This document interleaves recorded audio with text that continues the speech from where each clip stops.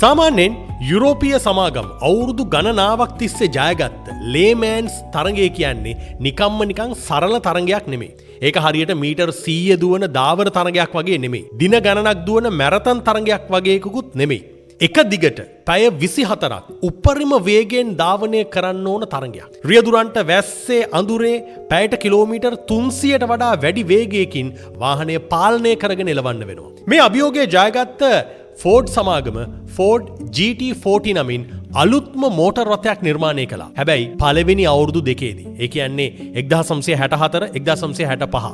Ford සමාගමට ලේමෑන්ස් පිටියේදී ලැබුණේ අන්ත පරාජයක්. ඔවුන්ගේ කාර් වේගවත් වුණත් පැය 24ම දුවන්න තරම් ඒවැ තාක්ෂණය ශක්තිමත් වුණේ නැහැ. එන්ජින් එක අධික ලෙස රත් වුණා. ගියර් බොක්ස් කැඩිලා ගියා. විශේෂයෙන් එන්ජිමේ උෂ්ණත්වය පාලනය කිරීම විශාල අභියෝගයක් වුණා. සාමාන්‍යයෙන් මෝටර් රථයක එන්ජිමක් සිසිල්ව තබා ගැනීම සඳහා එන්ජින් ඔයිල් වලට වඩා රේඩියේටරයේ ආශ්‍රිත එන්ජින් කූලන්ට් පද්ධතිය මූලික වෙනවා. ලේමෑන්ස් වගේ තරගයකදී පැයට කිලෝමීටර් 320කට වඩා වේගයෙන් දුවනකොට මේ එන්ජිම ඇතුලේ උත්පාදනය වෙන තාපය අති විශාලයි. මුල් කාලෙදී මේ කූලන්ට් පද්ධතියට ඒ අධික තාපය පාලනය කරගන්න බැරි වෙලා එන්ජිම පුපුරලත් ගියා. මේ මහා පරාජයෙන් පස්සේ ෆෝඩ් සමාගම මේ ව්‍යාපෘතිය සම්පූර්ණයෙන්ම බාර දුන්නේ ඇමරිකානු මෝටර් රථ නිර්මාණකරුවෙක් වන කැරෝල් ෂෙල්බිල්ට.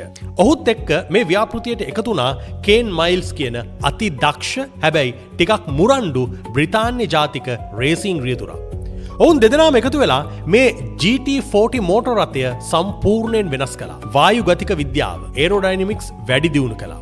එන්ජිම සිසිල් කරන පද්ධති අලුතෙන් නිර්මාණය කළා. ඒ වගේම කාර් එකේ බ්‍රේක්ස් ඉක්මනින් මාරු කරන්න පුළුවන් ක්‍රමයක් ලෝකයේ පළමු වතාවට ඔවුන් මේ කාර් එකට හඳුන්වලා දුන්නා. මේ නිසා පිට් ස්පොට් එකේදී විනාඩි ගණනක් ගත වෙන එක තප්පර ගානකට අඩු කරන්න ඔවුන්ට පුළුවන්කම ලැබුණා.